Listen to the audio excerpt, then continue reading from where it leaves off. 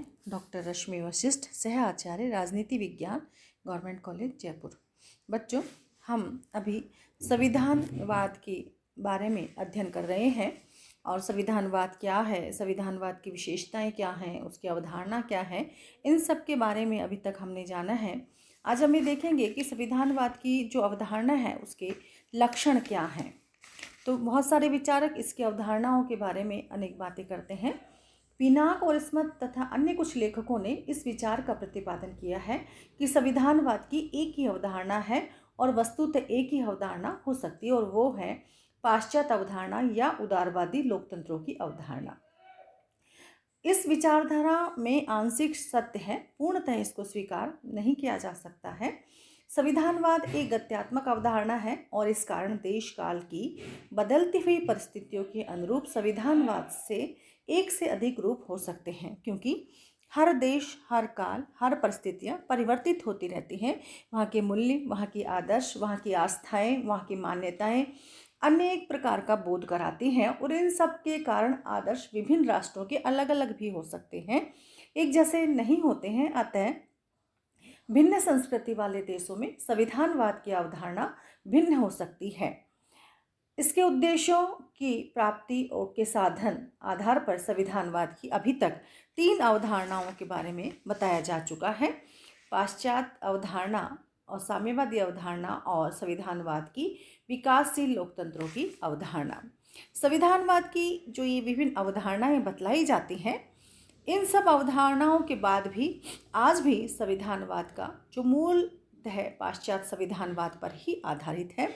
इसी को श्रेष्ठ और अच्छा अवधारणा के रूप में माना जाता है, और इसी दृष्टि से संविधानवाद के प्रमुख लक्षण हैं जो इस प्रकार से हैं। उनके बारे में आज हम अध्ययन करेंगे, उनको जानेंगे कि इस संविधानवाद के वास्तव में क्या लक्षण हैं, मूल मान्यताएं क्या हैं इसकी। संविधानवाद, इसकी जो प्रथम मान्यता है वो है संविधानवाद लक्षण। यद्यपि संविधान का अस्तित्व संविधानवाद की कोई गारंटी नहीं है, लेकिन यह तथ्य है कि संविधान के बिना संविधानवाद संभव नहीं होता है। संविधानवाद शासन शक्तियों को सीमित करने की संस्थागत व्यवस्था है, और यह संस्थागत व्यवस्था संविधान की ही देन हो सकती है। सैद्धांतिक दृष्टि से संविधान लिखित, अलिखित, विकसित, निर्मित, लचीला, कठोर कैसा भी हो सकता है, लेकिन विकसित, अलिखित और पारिभाषिक दृष्टि से लचीले संविधान लगभग बीते हुए समय की चीज बन चुके हैं। आज सामान्य धारणा ये है कि संविधान निर्मित और लिखित होना चाहिए, जिसमें शासन की शक्तियों का पर प्रतिबंध का स्पष्ट उल्लेख हो, और संविधान में संवैधानिक कानूनों को साधारण कानूनों की तुलना में उच्च स्थिति प्राप्त हो सकती है।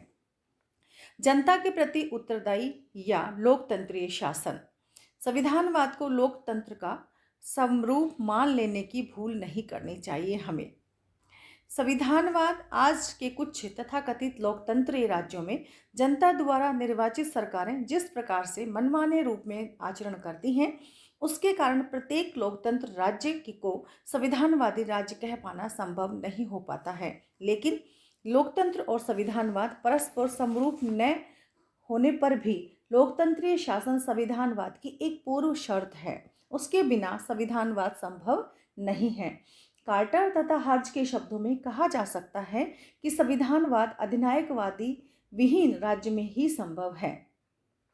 विधि सम्मत शासन और शासन सत्ता पर नियंत्रणों की व्यवस्था।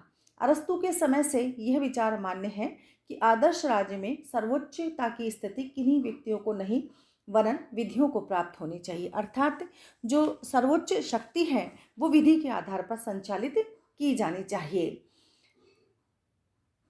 विधियों को प्राप्त होनी चाहिए। शासन विधि सम्मत होना चाहिए और शासन सत्ता पर ऐसे नियंत्रणों की व्यवस्था होनी चाहिए कि शासक वर्ग द्वारा सत्ता का दुरुपयोग न किया जा सके, अर्थात शासक अपनी मनमानी का प्रयोग ना कर सके, क्योंकि सत्ता भ्रष्ट करती है और निरंकुश सत्ता पूर्णतः भ्रष्ट करती है। तो मानव स्वभाव पर आधारित यह अकाट्य सत्य है, और संविधानवाद सत्ता को सीमित करने की एक व्यवस्था है, एक प्रक्रिया है। मूल अधिकारों की व्यवस्था और न्यायपालिका की स्वतंत्रता। संविधान में ही नागरिक अधिकारों का उल्लेख होना चाहिए, जिससे नागरिकों के अधिकार शासन की दया पर निर्भर न हो। आज इस विचार को समस्त विश्व में मान्यता प्राप्त हो गई है। संविधान में इनका उल्लेख होने पर सत्ता के द्वारा इन पर मनमाना प्रयोग या मनमाना कार्य नहीं किया जा सकता है तथा न्यायपालिका के द्वारा इनके अधिकारों की रक्षा का कार्य भी किया जा सकता है। उसे व्यवस्थापिका और कार्यपालिका के दबाव से स्वतंत्र स्थिति प्राप्त हो सकती है। शक्तियों का विभाजन और विकेंद्रीकरण। फ्रेडरिक लिखते हैं कि जनसमूह भी उतना ही निरंकुश हो सकता है जितना कि मुकुट धारण करने वाला एक विशिष्ट व्यक्ति। अतः लोकतंत्र को संविधानवादी शासन का रूप देने के लिए मॉन्टेस्क्यू द्वारा प्रतिपादित शक्तियों के विभाजन के सिद्धांत और अधिकाधिक सीमा तक सत्ता के विकेंद्रीकरण की व्यवस्था की जानी चाहिए। अर्थात सिद्धांतों का विभिन्न व्यवस्थाओं में विभाजन होना चाहिए और जो सत्ता है वो विकेंद्रीकृत होनी चाहिए, एक केंद्र पर केंद्रित नहीं होनी चाहिए, वह अनेक व्यक्तियों के हाथ में होनी चाहिए। कार्ल जे फ्रेडरिक ने लिखा है कि शक्ति विभाजन सभ्य शासन अथवा सरकार का आधार है और यही संविधानवाद का अभिप्राय है। मूल लक्ष्य सत्ता के दुरुपयोग के विरुद्ध व्यवस्था है। अतः संविधानवाद के लिए शक्ति विभाजन सिद्धांत की मूल भावना को ग्रहण करना होगा। सत्ता और व्यवस्था में शांतिपूर्वक परिवर्तन की क्षमता भी होनी चाहिए। कार्ल जे फ्रेडरिक लिखते हैं कि व्यवस्था परिवर्तन की जटिल प्रक्रियात्मक व्यवस्था ही संविधानवाद है। सत्ता में शांतिपूर्वक परिवर्तन तभी संभव है जबकि निश्चित अवधि पर चुनाव की व्यवस्था हो, एक से अधिक राजनीतिक दल अस्तित्व में हो और लोकमत के निर्माण तथा अभिव्यक्ति के साधनों को स्वतंत्रता की स्थिति प्राप्त हो, तभी संविधानवाद संभव हो सकता है। तभी संविधानवाद संभव हो सकता है। लोकमत के निर्माण तथा अभिव्यक्ति के साधनों को स्वतंत्रता की स्थिति प्राप्त हो, इसके अतिरिक्त समाज के मूल्य और आदर्श बदलते रहते हैं।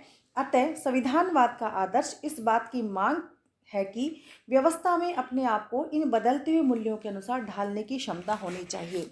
जो सत्ता है हमारी, वो मूल्यों, आदर्शों और मान्यताओं के अनुसार अपने आप को ढालने का प्रयास करें और ढालने की उसमें शक्ति और क्षमता होनी चाहिए, तभी संविधानवाद वास्तव में संविधानवाद हो सकता है।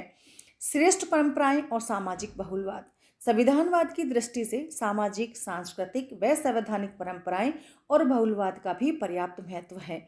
यदि किसी समाज में सुस्थापित परंपराएं हैं तो शासन इन परंपराओं की उपेक्षा करके जनमत को क्रुद्ध करने का साहस नहीं कर पाएगा।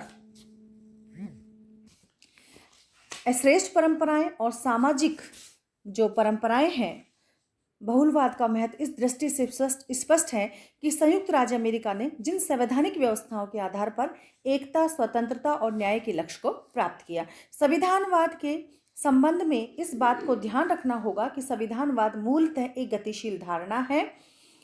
आज ये बात स्पष्ट हो गई है कि अधिकतम संभव सीमा तक आर्थिक समानता और सामाजिक न्याय के बिना संविधानवाद के लक्ष्य को प्राप्त कर पाना संभव नहीं है।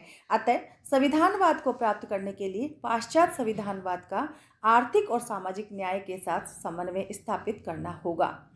संविधानवाद के कुछ अन्य लक्षण भी हैं, जैसे संघवाद, स्वस्थ लोकमत और प्रेस की स्वतंत्रता। ये सब चीज़ें जब होंगी सत्ता में या शासन व्यवस्था में, तभी संविधानवाद संभव हो सकता है।